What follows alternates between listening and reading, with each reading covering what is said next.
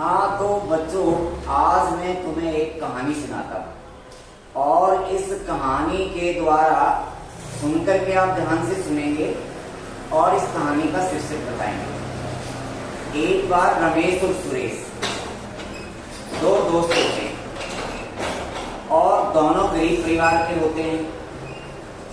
रमेश भी अपने परिवार को पालन पोषण में समर्थ है और सुरेश भी।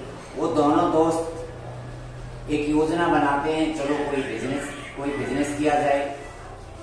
तो दोनों दोस्त बिजनेस करने के लिए किसी शहर चले जाते हैं और वहां पर उनकी लक साथ देती है और वो बिजनेस में करोड़ों रुपया कमा लेते हैं। बहुत खुश हैं और सोचते हैं कि ये बहुत बड़ा हमारा लक है और अब हमारे परिवार का पालन पोषण बहुत अच्छी ढंग से होगा और अब हमें ज्यादा मेहनत करने की जरूरत नहीं पड़ेगी।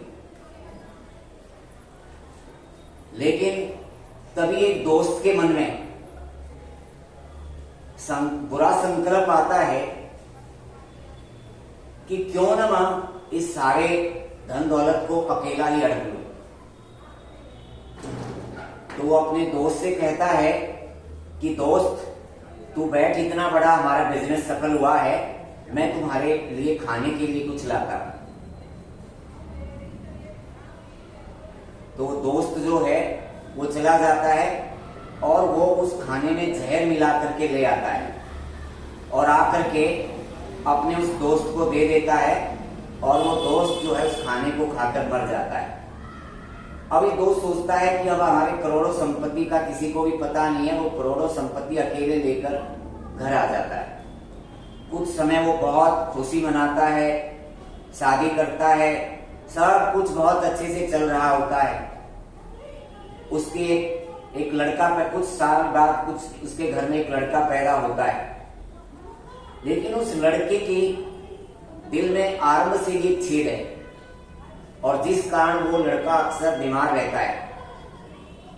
तो वो रमेश जो है उसके इलाज के लिए दर दर घूमता है, बहुत सारा पैसा ठिकाने लगा देता है और आखिर में उसकी रिपोर्ट आती है कि इसके दिल में छेद है और ये कुछ दिनों का ही मेहमान है।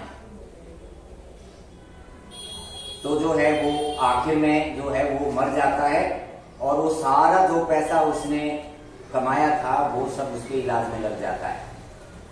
तब वो बड़ा दुखी होकर एक साधु के पास जाता है और साधु से पूछता है कि मैंने कौन से कर्मों का फल मेरा ऐसा है जिससे मेरा लड़का बीमार पैदा हुआ और मैंने अपना सारा पैसा गंवा दिया।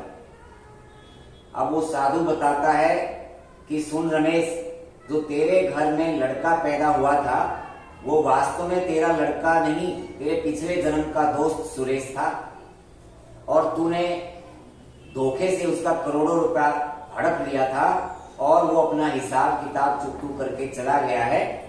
तो ये है सारी कहानी। अब तुम बताओ इसका क्या शीर्षक हो सकता है इस कहानी का? बोलो। कि ज्यादा लालच नहीं करना चाहिए। ज्यादा लालच बुरी बला है। हाँ, दोस्ती में धोखा नहीं देना चाहिए। दोस्ती में धोखा नहीं देना चाहिए। इसका सबसे बड़ा शीर्षक ये होता है कि हम खुश हो जाते हैं कि हमें कोई पाप करते हुए नहीं देख रहा है, लेकिन पाप जो हमने कर दिया वो सिर पे चढ़ के बोलता है, वो कभी बख्शेगा नहीं। जहां कहीं भी आप जन्म ले लो, जहां कहीं भी आप चले जाओ, कभी न कभी वो पाप आपके सिर पर चढ़कर बोलेगा। हाँ तो